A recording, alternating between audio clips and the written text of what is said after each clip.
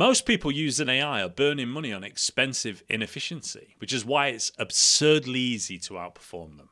I've spent 14 years in the digital space, been CEO, investor, board member, along with generating billions in revenue for businesses, and I personally own multiple seven-figure companies that are all now powered by AI.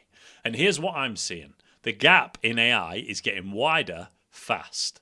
In this video, I'll show you the exact 7-step roadmap that I use to turn AI from frustrating, time and energy sapping into your unfair competitor advantage. The best part? You can do all of this in just 30 days, even if you're starting from absolute zero. Let's jump in. Here's what nobody's telling you. The problem isn't AI, it's not the tools, it's not even the prompts. It's that you're speaking the wrong language.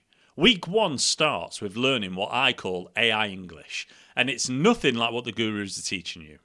Most people talk to AI like it's a human being, and it isn't. That mistake costs you hours and delivers garbage results. Why? Because these systems don't understand our language at all.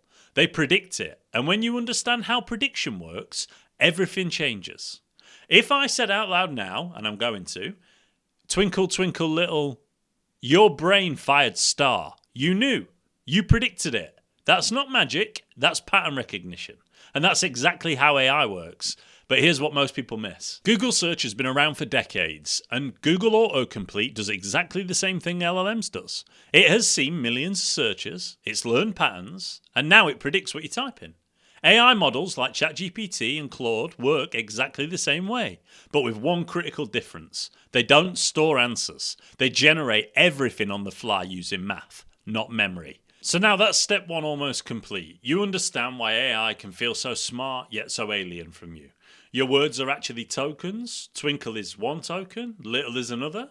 And they're broken down into numbers, technically known as multidimensional vectors. The numbers are placed inside a huge space based on math called an embedding space, and inside this massive space, similar words and ideas, they live close together. So it knows, for example, star, moon, sky, etc. are closer together, but very far away from house or brick or car. So when it's time to generate an answer, AI predicts the most likely next token based on that context. So when it sees twinkle, twinkle, little star, it weighs its options. Love you, possible. See you, likely. Wonder what you are, most probable based off of billions of sentences. The answer gets generated not from memory, but from probability. And here is where everybody gets stuck. When your prompt is vague, AI's guessing from a massive pile of mediocre blocks. But when your prompt is precise, AI samples from the sharpest, most valuable blocks in its entire mathematical brain. That's AI English. And once you speak it, you'll never go back to fighting with ChatGPT or Claude again. So what does a sharp prompt look like? I call it RAG. R for role, A for assets, and G for goal. The role is where you tell the model what role it's playing. So you don't ask it to review your CV.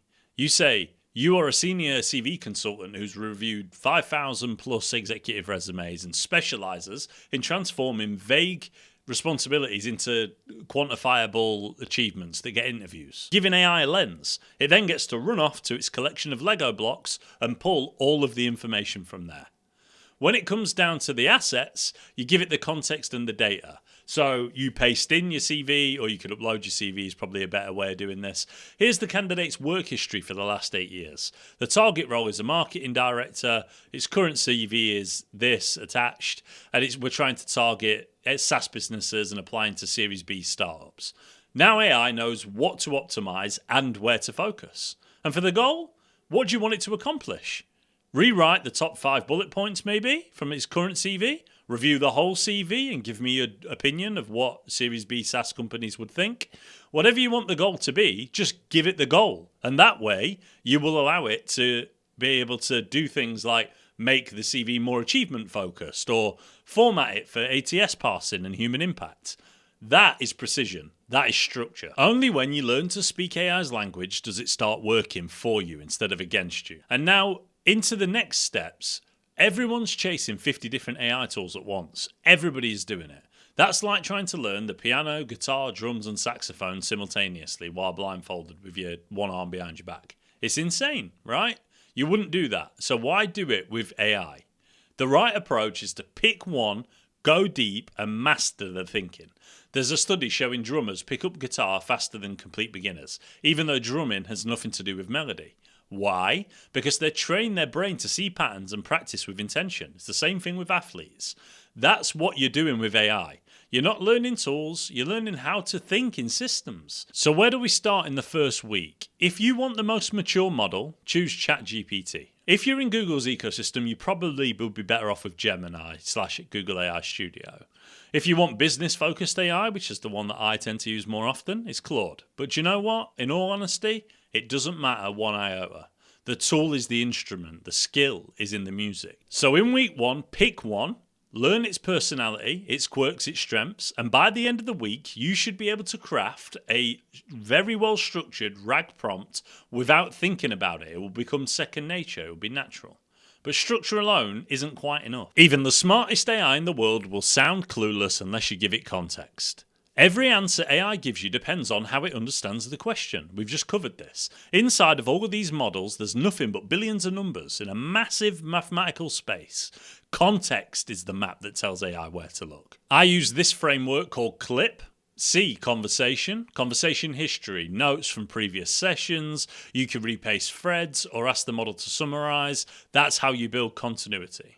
L is for links and files. Files, data, resources. Attach your campaign exports, your CRM data, your CV, your competitor research. These assets ground AI in your reality. Not generic internet knowledge, but your actual reality. And I is for integrations, the tools that the model can call to do work. The integrations could be search the web or scan the drive or, write this code or create a Google Doc. They are extremely powerful these days. And P is prompt, the instruction itself, built using RAG that you've already learned. When I analyze Google Ads accounts, for example, I don't just say, review this. I give it 90 days worth of performance data, previous optimization notes that I've made, clients' profit margins, KPIs, and then the structured prompt using the RAG framework. And the output, actionable insights that I can implement same day. Once you're using RAG and CLIP together, you've joined the top 10% of AI users. But if you want to hit expert level, there's one more thing that you need to understand. When you're not getting the right answer, the problem isn't AI, it's your thinking. You need to shift your mindset. Prompting isn't typing, it's iterating. When output is weak, I assume the fault is mine because it is. Did I give it the right persona? Did I give it the right context, the right goal? Sometimes I even ask the model, what did you do? Why did you choose that answer? And it explains all of its logic really in depth and allows me to be able to reason with it, right? It shows me its reasoning chain, and that's when you start learning how it thinks. There's 3 iteration patterns that I use. Chain of 4, think step by step, show your reasoning, then give me the final answer. Verifier, ask me 3 questions that will clarify my intent, and then combine what you learned and try again. And then it's refinement. Propose 2 sharper versions of my question. Ask which I prefer. These loops teach the model how to understand you and teach you how to understand the model. It's crazy, isn't it? How simple it seems now. The logic, it makes sense what I'm saying to you, the logic. If you've ever felt like AI was making you dumber instead of smarter and making your job more difficult, hit like or subscribe. But the test is this. Tweak, tune, and push until you know why something works. Then, when it clicks, you're not talking at AI anymore. You're having a real conversation. But here's what nobody's saying. Everyone's using AI to write their sales copy, their emails, their LinkedIn posts, and do you know what? It does show, okay? The truth is, AI cannot speak to a human heart. I've seen it. Clients ask ChatGPT to write Google Ads for personal injury lawyers. The output, injured, we help, fast results, call now, ad copy, okay? It sounds like a robot having a stroke. 0 emotion, 0 trust, compliance nightmare. The real use case is AI isn't here to replace your voice. It's here to sharpen your thinking. But Michael, what should I use it for then? Well, use it to research competitors, analyze data patterns, structure your ideas, generate frameworks, run your whole business from it. But when it's time to connect with a human, that's on you. The best outputs aren't AI generated, they are AI assisted and human finished. If you disagree with that, and I know some people will, if you think AI can write something that moves people, tell me in the comments because I'm genuinely curious. Because here's what the reality is. The people winning in AI aren't the ones replacing humans, they're the ones building systems. Something that is incredibly dangerous as we move through this is AI will sound just as confident when it is wrong as if it's right. You can tell it 100 times, stop making things up, and it doesn't matter. It's generative by design. Making things up is why it exists. And there's 5 ways that I separate signal from noise. Assumptions. List every assumption you made and rank them by confidence. Ask the AI itself. Sources. Cite 2 independent sources from each claim. Include title, URL, one-line quote, whatever you choose. Counter evidence. Find one credible source that disagrees and explain the gap. That is a really good one because it will go out there and it will find sources which disagrees with what it's actually told you, and then it will come back and explain the reasoning why. If it's still correct, you've got the right answer. If not, that's why this step exists. Auditing. Recompute every figure. Show your math. Ask it. Tell it to audit itself. And then cross-model verification is a really cute one. So you do all of that in the one system that you've chose. You run this same prompt in ChatGPT, Gemini, and Claude, feed one model's output into the other and say, verify this. That is a very, very, very good way, especially once you have a finalized version that you think is legit, to go and get an answer, okay? That's how you turn AI from hallucination machine into a research weapon. By week 3, you'll feel completely in control, but here's the problem. The best AI outputs aren't the ones that sound original, they're the ones that sound like you. This is the final boss, and most people use AI like a vending machine, so they never get there. But you've got to develop something that's unique to you, and it's taste, okay? They go to the vending machine, they push the button, they get junk food, they call it done, okay? You're past that. It's week 4 now. It's time to step into the ring. Treat AI like your sparring partner. Argue with it. Push back. Sharpen its thinking. And your own. That's the SHARP framework that I use. S is for specific, okay? Are there concrete examples and numbers? And if there aren't, replace every general statement with a specific example, including at least one metric or case study per point. Force the AI to do it for you. Human. Does it sound like a person wrote it?